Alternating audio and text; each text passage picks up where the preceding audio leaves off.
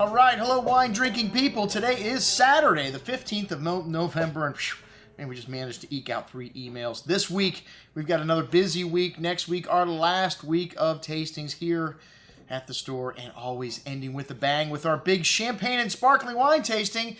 On Saturday night the 22nd, we'll have 50 to 75 different sparkling wines and champagnes on the table. We may have a Prosecco or some other cheap sparkling wine, but the most important thing about great sparkling wine is the method of production. And the most expensive way to get those little tiny bubbles in the bottle is the traditional method, the method they've developed in Champagne. And it wasn't one person like the famous Benedictine monk Dom Perignon that created Champagne, like some people would lead you to believe. It was a process that happened over the course of 100 or more years, and there was a lot of people involved with it. Most likely happened by accident at first. You know, the wine re-fermented in the bottle. It had these bubbles, and they figured out, well, hey, if we add a little more sugar and yeast to this still wine, we can kick up the alcohol a little bit and add these little bubbles to the bottle. And today, the Methode Champenoise, which has been perfected, is exactly 6 atmospheres of pressure in a champagne bottle. That's right, the cork could come out of there at speeds of up to 60 miles per hour. I've seen at least one case this year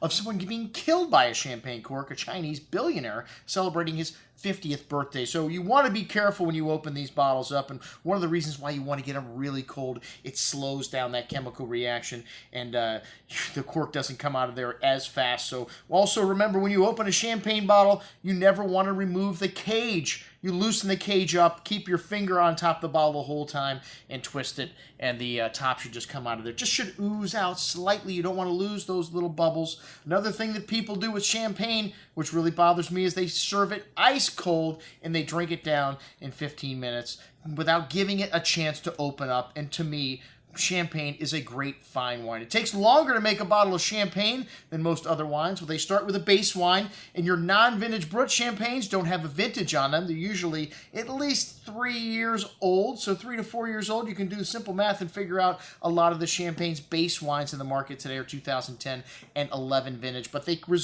contain some reserve wines from older vintages. That's how they make a consistent product. One of the hardest things to do in the wine business, year in, year out. Turn out this Taittinger Brut La Française, which is the exact same or very similar with each batch, each different vintage that comes out, or, well, each different blend, we'll say. And unfortunately, they don't give you any indication on most champagne bottles as to when the wine was disgorged, but today you're seeing a lot of great small producers like this Vazard Cocart disgorged November 2013 right on the back label, on the lees for 2.5 years. Some of the smaller houses aged their wines longer than the 18 months that are required by law, so you can find some incredible values in the world of champagne from people like our very, very little known Vazard Cocart, 100% Grand Cru, one of my favorite bottles of bubbly in the store. And hey, we're going to have a variety of stuff. We're going to have some Cava, the greatest value in the world of sparkling wine. That's from Spain. That's what they call their bubbles from Spain. And then we've got Spumante from Italy. We have sparkling wines in this country